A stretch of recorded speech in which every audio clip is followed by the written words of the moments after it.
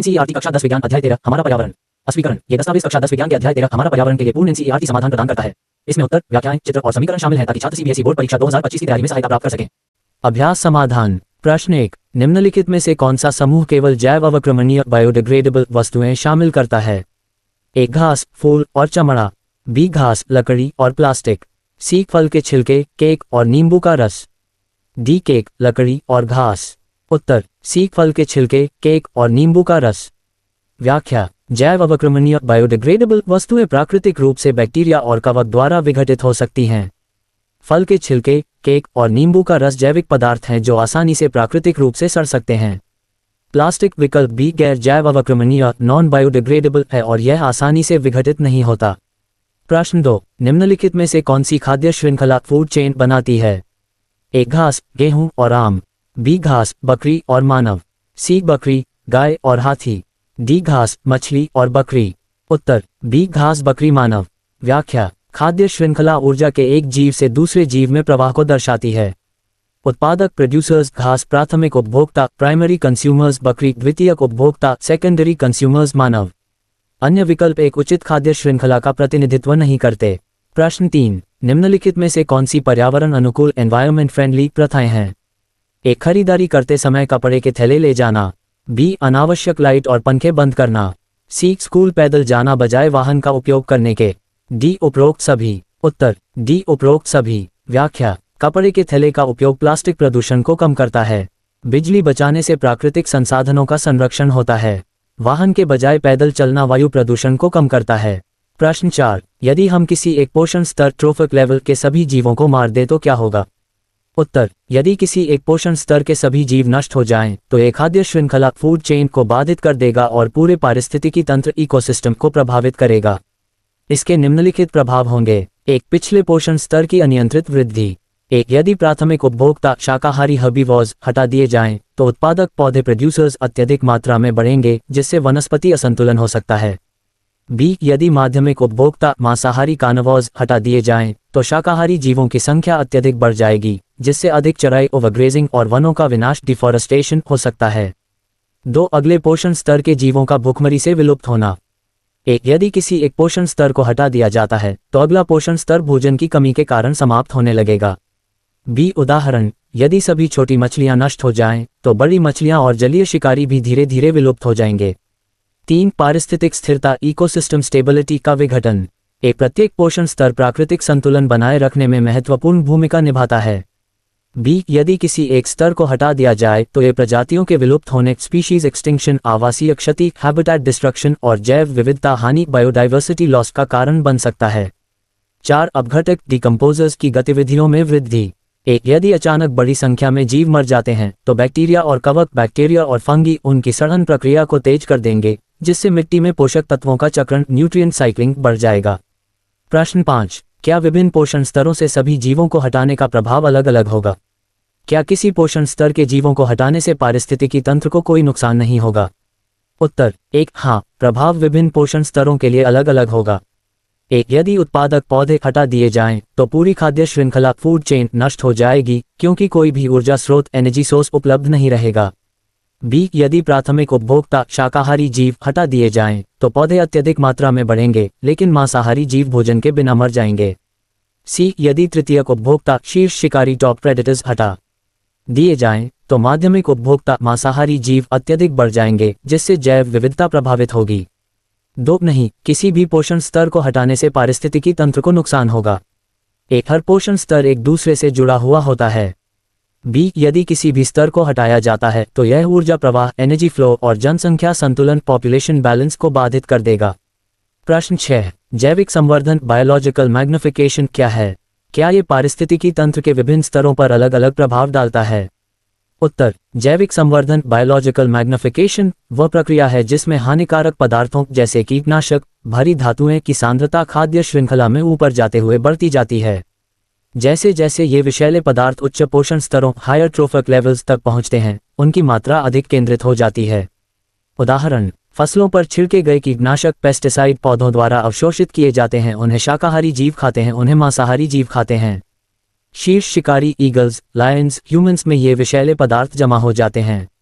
जैविक संवर्धन के प्रभाव। 1, शीर्ष पोषण स्तरों पर विषैले प्रभाव अधिक होते हैं, जैसे कि मनुष्यों को शाकाहारी जीवों की तुलना में अधिक नुकसान होता है। 2. कैंसर, तंत्रिका तंत्र को नुकसान, नर्व डैमेज और प्रजनन समस्याएं, रिप्रोडक्टिव इश्यूज जैसी बीमारियों का कारण बनता है। 3. मिट्टी और जल प्रदूषण बढ़ाकर जैव विविधता को प्रभावित करता है। प्रश्न 7. गैर बायोडिग्रेडेबल कचरे से होने वाली समस्याएं क्या हैं? उत्तर: गैर बायोडिग्रेडेबल कचरा कई प्रकार की पर्यावरणीय, पारिस्थितिकीय और स्वास्थ्य समस्याएं पैदा करता है। इन समस्याओं में शामिल हैं: 1. पर्यावरण प्रदूषण। प्लास्टिक, इलेक्ट्रॉनिक कचरा और सिंथेटिक सामग्री स्वाभाविक रूप से नहीं सड़ती और सैकड़ों वर्षों तक पर्यावरण में बनी रहती हैं। B. ये सामग्री नालियों को जाम करती हैं, मिट्टी और जल निकायों को प्रदूषित करती हैं, जिससे पारिस्थितिक तंत्र को नुकसान होता है। 2. वन्यजीवों के लिए हानिकारक। कई जानवर गलती से प्लास्टिक और अन्य कचरे को खा लेते हैं, जिससे उनके पाचन तंत्र में रुकावट और मृत्यु हो सकती है। B. समुद्री जीव विशेष रूप से प्रभावित होते हैं, क्योंकि प्लास्टिक प्रदूषण के कारण दम घुटने और उलझने जैसी समस्याएं होती हैं।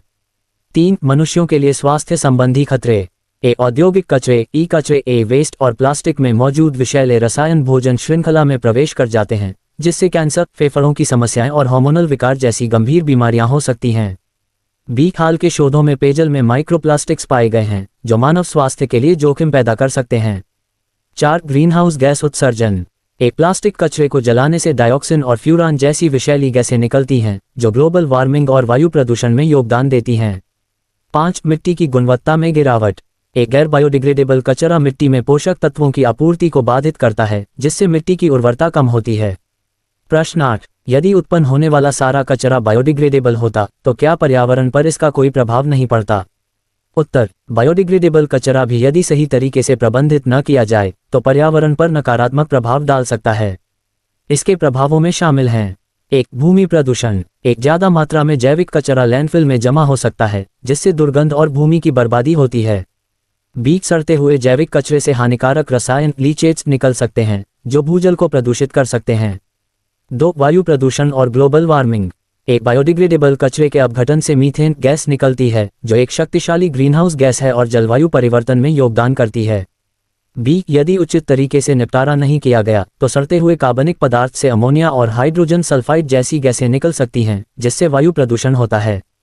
3. जल प्रदूषण। जल निकायों के पास जैविक कचरे को फेंकने से यूट्रोफिकेशन हो सकता है, जिसमें अतिरिक्त पोषक तत्वों के कारण शैवाल तेजी से बढ़ते हैं, जिससे जल में ऑक्सीजन की कमी हो जाती है और जलीय जीव मर सकते हैं। 4. रोगों का प्रसार। असंगठित रूप से फेंका गया जैविक कचरा चूहों, मक्खियों और मच्छरों को आकर्षित करता है, जिससे डेंगू, हैजा और श्वसन संक्रमण जैसी बीमारियां फैल सकती हैं। निष्कर्ष: हालांकि बायोडिग्रेडेबल कचरा प्राकृतिक रूप से सड़ता है, लेकिन गलत प्रबंधन से यह गंभीर पर्यावरणीय क्षति पहुंचा सकता है। इस प्रभाव को कम करने के लिए कंपोस्टिंग, बायोगैस उत्पादन और उचित अपशिष्ट निपटान रणनीतियां आवश्यक हैं। प्रश्न 9. ओजोन परत को नुकसान क्यों चिंताजनक है? इस क्षति को सीमित करने के लिए क्या कदम उठाए जा रहे हैं?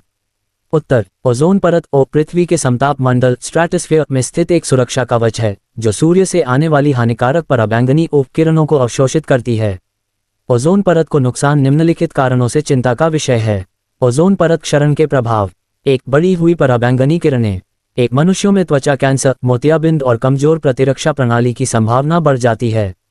B. समुद्री पारिस्थितिकी तंत्र प्रभावित होता है, क्योंकि फाइटोप्लैंक्टन जो जलीय खाद्य श्रृंखला का आधार है, क्षतिग्रस्त हो सकते हैं। 2. पौधों और जानवरों को नुकसान।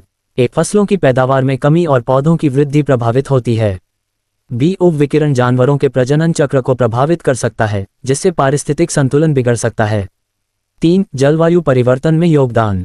ओजोन परत का क्षरण वायुमंडलीय परिसंचरण पैटर्न को बदल सकता है, जिससे मौसम और जलवायु प्रभावित हो सकती है। ओजोन परत के क्षरण को रोकने के उपाय। 1. CFCS क्लोरोफ्लोरोकार्बन पर प्रतिबंध। रेफ्रिजरेटर, एयर कंडीशनर और एरोसोल स्प्रे में प्रयुक्त CFCS ओजोन परत को सबसे अधिक नुकसान पहुंचाते हैं। B. मॉन्ट्रियल प्रोटोकॉल 1987 के तहत CFC उत्पादन पर वैश्विक प्रतिबंध लगाया गया। 2. पर्यावरण के अनुकूल विकल्पों का उपयोग। हाइड्रोफ्लोरोकार्बन HFCS और हाइड्रोक्लोरोफ्लोरोकार्बन HCFCS जैसी वैकल्पिक गैसों को अपनाया जा रहा है। 3. औद्योगिक प्रदूषण को कम करना। उद्योगों और वाहनों से निकलने वाली नाइट्रोजन ऑक्साइड NO जैसी हानिकारक गैसों पर नियंत्रण। वर्तमान स्थिति। वैश्विक प्रयासों के कारण ओजोन परत धीरे धीरे ठीक हो रही है और 2050 तक यह 1980 के स्तर पर लौट सकती है, देखने के लिए धन्यवाद। आपने एनसीईआरटी कक्षा 10 विज्ञान अध्याय 13 को पूरा कर लिया है। हमें उम्मीद है कि इस वीडियो ने आपको अवधारणाओं को बेहतर ढंग से समझने में मदद की होगी। यदि आपको यह वीडियो उपयोगी लगा तो कृपया लाइक करें ताकि हमें आपका समर्थन मिले। शेयर करें अपने दोस्तों के साथ ताकि वे भी लाभ उठा सकें। सब्सक्राइब करें हमारे चैनल स्टडी जीनियस IQ को अधिक एनसीईआरटी समाधान और परीक्षा तैयारी टिप्स पाने के लिए। नीचे कमेंट करें और बताएं कि आपको कौन सा टॉपिक सबसे कठिन लगा। हम इसे भविष्य के वीडियो में और भी आसान बनाएंगे। हमसे जुड़े रहें। Instagram @StudyGeniusIQ। अगले वीडियो में मिलते हैं। अभ्यास करते रहें और सीखते रहें।